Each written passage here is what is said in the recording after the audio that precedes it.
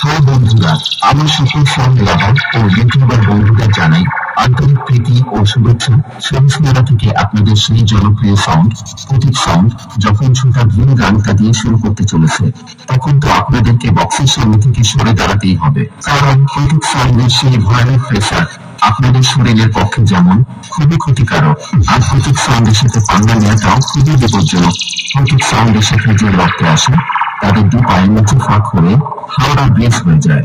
আর প্রতীক sound হলো সেই ভয়ানক বাদশা, যার সামনে কেউ লড়তে আসলে ভিতরে প্লাস বাইরের প্যান্ট দুটোই ভিজে যায়। তাই বলছি বন্ধুরা, প্রতীক সাউন্ডের সামনে থেকে দূরে থাকুন আর অন্যজনদেরও দূরে রাখুন।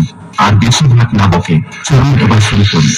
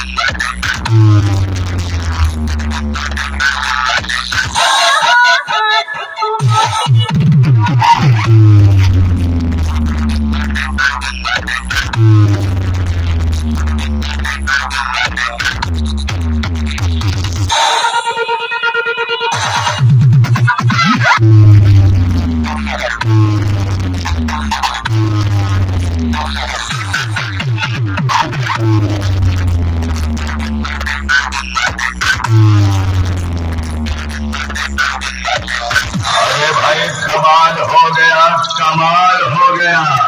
ये सारा इतना घटिया बजाया कि जूता लात खा के हलाल हो गया। आवा हम हो जूता लात दे सारे कुल बेइज्जती करवाई दी है तू। हम है कंपटीशन किंग। প্রতীক সাউন্ড প্রেজেন্ট শরীফুল্লাহ থেকে Real World Music Production Florida থেকে।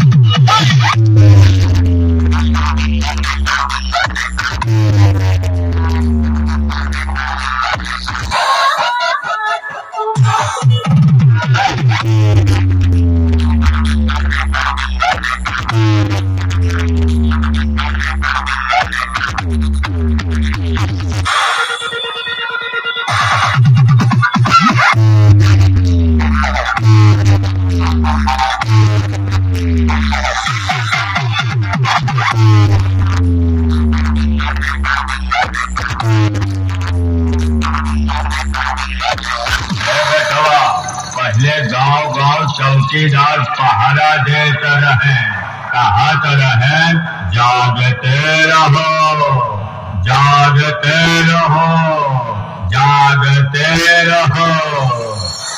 आज तुम सबका बाप। प्रतीक साउंड प्रेजेंट शरीफुल्लाह থেকে। अब तुम लोग भागते रहो भागते रहो भागते रहो।